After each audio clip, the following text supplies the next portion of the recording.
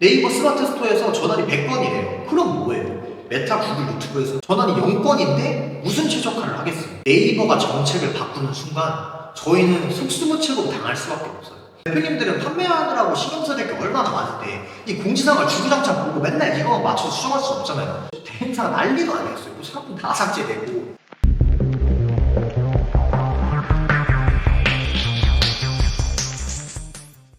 안녕하세요, 퍼프맨입니다. 자, 오늘은 6강 네이버 스마트 스토어의 마케팅적 한계에 대해서 말씀을 드릴 거예요. 네이버 스마트 스토어가 절대 자사몰을 이길 수 없는 이유에 대해서 설명을 드릴 겁니다. 일단은 가장 첫 번째, 네이버 스마트 스토어는 누구 소유죠? 네이버의 소유예요. 쉽게 말하면 네이버 스마트 스토어를 통해서 광고를 집행하는 거는 광고를 하는 지면이 월세방이라고 생각을 하면 돼요. 월세방, 못을 하나 뚫으려고 해도 제가 허락을 받아야 되죠. 또는 공사를 대대적으로 하려고 해도 집주인의 허락이 필요하잖아요. 근데 네이버는 정말 나쁜 집주인인 거예요. 아무것도 허락해주지 않아요. 하지만 자사몰을 집행하는 사람들은 쉽게 말하면 자가라고 생각을 하면 돼요. 내 집이에요. 내가 우리 집을 인테리어 하겠다는데, 리모델링 하겠다는데 누구한테 설명을 해야 되나요? 내가 이거를 허락을 받아야 되나? 그럴 필요 없잖아요. 내 거니까. 이게 자사몰이라는 거예요. 이걸 제가 왜 방금 말씀을 드렸냐면, 광고에서 성과를 추적하거나 또는 홈페이지에 발생하는 이런 데이터들을 분석을 하려면 로그 분석 또는 광고 픽셀들의 스크립트를 설치를 해줘야 돼요. 스크립트라고 하면은 저도 전문 개발자가 아니기 때문에 설명이 맞을지는 모르겠는데, 쉽게 설명드리면은 홈페이지에다가 설치하는 코드인데, 이게 저희가 더 쉽게 설명을 하자면 CCTV 같은 거예요.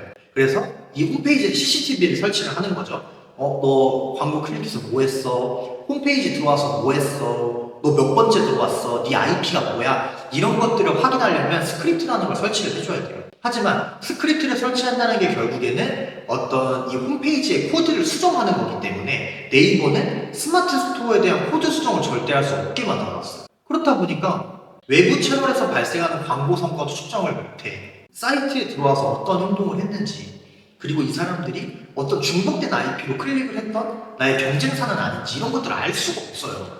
뭐 네이버가 알아서 뭐 클릭센터에서 IP 차단을 해준다, 그리고 네이버 애널리틱스를 통해서 분석을 해줄 테니까 이걸 봐라 라고 하는데, 그거는 다 네이버의 입맛에 맞춰져 있는 거잖아요.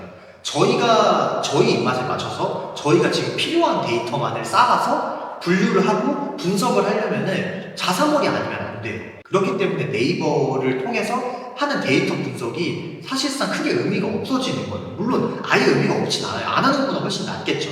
하지만 자사몰을 절대 따라갈 수 없다. 그 부분을 일단 하나를 알아주셔야 됩니다. 첫 번째, 네이버는 스크립트 설치가 불가능하다라는 점이에요. 스크립트 설치가 불가능한 거에 가장 큰 단점이 뭘까요? 4강, 5강에서 제가 지금 트렌드라고 말씀드렸던 SNS 광고 또는 뭐 네이버 광고 아닌 모든 매체들에 대한 최적화가 안 됩니다. 왜 안 될까요? 전환이 측정이 안 되니까. 전환이 측정이 안 되는데 최적화를 어떻게 해요? 외부 채널에서 스마트 스토어로 들어왔을 때 전환을 추적하는 유일한 방법이 하나 있어요.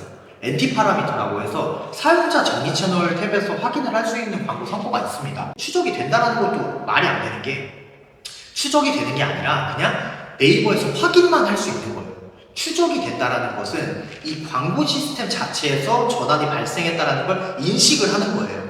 근데 네이버에서 그냥 데이터를 확인할 수 있다 뿐이지 메타 광고 시스템 또는 구글 유튜브 광고 시스템에서는 이 전환이 추적되지 않아요. 전환이 0건으로 나와요. 그러면은 전환을 최적화하는 이 머신러닝이라고 하는데, 전환을 최적화하는 AI의 이런 활동이 이루어질 수가 없다는 거죠. 네이버 스마트 스토어에서 전환이 100건이래요. 그럼 뭐예요? 메타, 구글, 유튜브에서 전환이 0건인데 무슨 최적화를 하겠어요?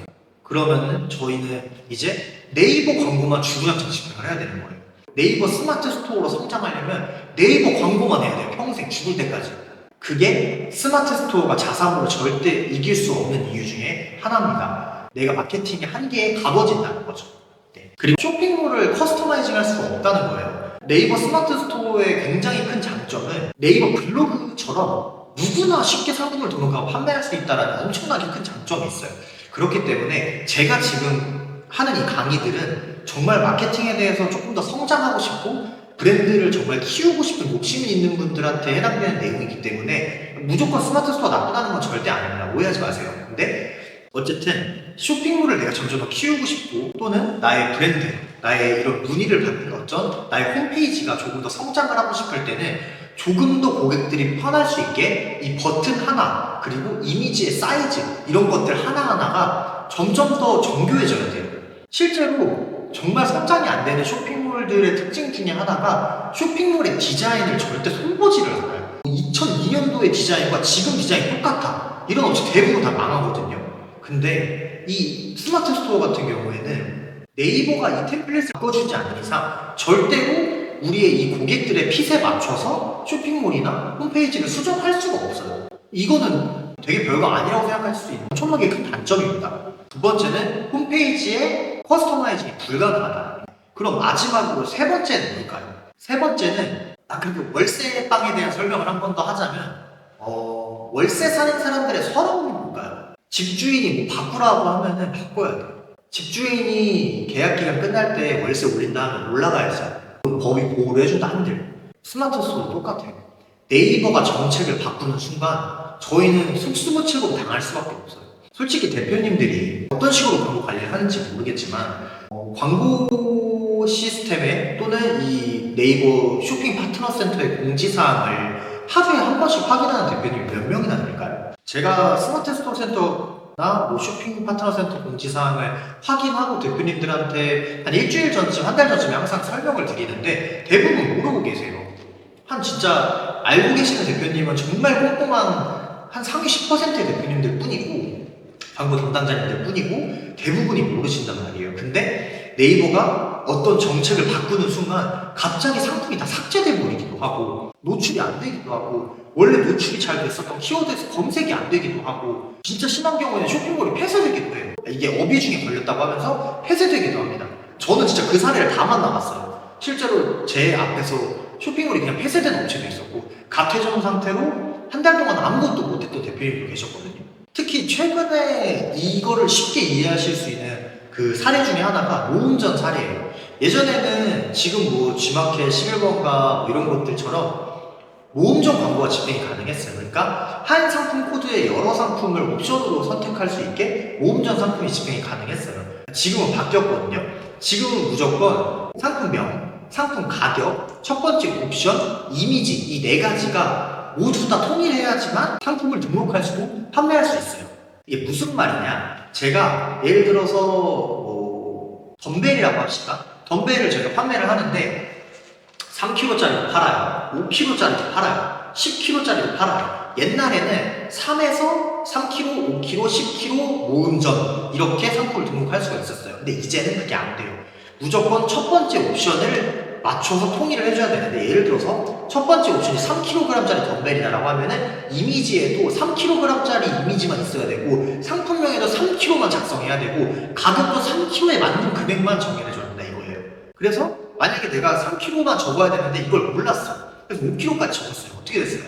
싹 다 삭제됐어요. 싹 다. 그래서 진짜 제가 기억하기로는 5월인가? 6월쯤이었는데 진짜 그때 대행사가 난리도 아니었어요. 상품 다 삭제되고 이 조건도 어이가 없는 게 네이버에서도 이 조건을 두고 삭제를 한 게 처음이다 보니까 해당이 안 되는 상품도 삭제가 되기도 하고 나중에서야 저희가 막 항의하니까 그제서야 복구되는 상품들도 있었어요. 그리고 어쨌든 네이버에서는 공지사항을 올려놨다고 하지만 대표님들은 판매하느라고 신경 써야 될 게 얼마나 많은데 이 공지사항을 주구장창 보고 맨날 이거만 맞춰서 수정할 수 없잖아요. 심지어 뭐 대행사가 있다거나 뭐 젊은 이 광고를 관리하는 직원이 있으신 분들은 그나마 다행인데 예를 들어 저희 부모님 뻘이막 50대, 60대 대표님들 같은 경우에는 상품이 삭제되는 것도 나중에 알았어요. 대행을 지금 안 하고 있는 대표님들 중에 한 분이 전화가 와서 저희 상품이 노출이 안 되는 것 같다. 근데 그게 이게 기분 탓인지 뭔지 모르겠다 하니까 상품이 삭제되어 있더라고요. 몰라요. 알 수가 없죠.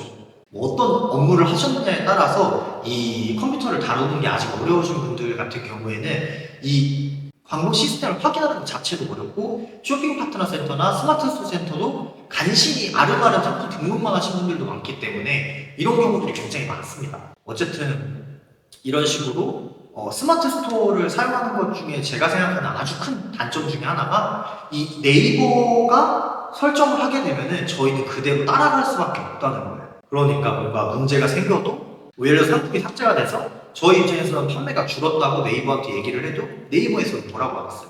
공지사항 우리는 미리 올렸다 라고 한단 말이에요. 그런데 이 모음전 상품에 해당하는 자사몰 상품들도 삭제가 됐을까요? 아니, 안 됐어요. 삭제를 할 수가 없죠. 네이버에서 일단 그 기준 자체를 스마트 스토어에만 적용을 시켰기 때문에 자사몰 상품들은 해당이 되질 않았어요. 점차 확대가 되긴 하겠죠. 하지만 어쨌든 네이버가 본인들이 입점한 플랫폼이라는 개념 하에서 본인들이 원하는 대로 뭔가를 규제하고 임의로 수정시킬 수 있다는 거는 이 홈페이지 자체의 주도권을 가지지 못하고 있다는 게 되기 때문에 멀리 봤을 때는 굉장히 어떤 일이 생길지 모른다고 생각을 합니다. 그러니까 스마트 스토어 자체는 사실 네이버에서 진행되는 여러 가지 기획전이라든지 네이버 검색에 최적화되어 있기 때문에 집행하는 것 자체가 무조건 나쁘다는 건 아니에요. 하지만 네이버 스마트 스토어 원 채널로만, 그러니까 한 채널로만 집행을 하시는 대표님은 조금 오래 걸리더라도, 그리고 비용이 좀 들더라도 꼭 자사몰을 하나를 만들어서 여러분들의 브랜드를 선호하는 고객들이 점점 더 쉽게 접할 수 있고 조금 더 쉽게 상품을 찾고 조금 더 쉽게 서비스를 제공받을 수 있는 그런 사이트들을 만들어가면서 여러 매체들의 성과도 경험하고 데이터들도 축적하면서 조금 더 질 높은 마케팅을 앞으로도 집행할 수 있기를 저는 좀 추천을 드립니다. 이거는 실제로 제 광고주분들한테도 누누이 말하는 얘기들이고, 다른 대표님들도 스마트 스토어만 스마트 스토어로만 광고를 집행을 하시다가 이후에 뭔가 성장의 한계를 느끼시는 또는 불편함을 겪으시는 분들이 좀 적어졌으면 좋겠습니다. 이상 네이버 스마트 스토어가 자사몰을 이길 수 없는 이유 6강 강의를 마치겠습니다. 안녕.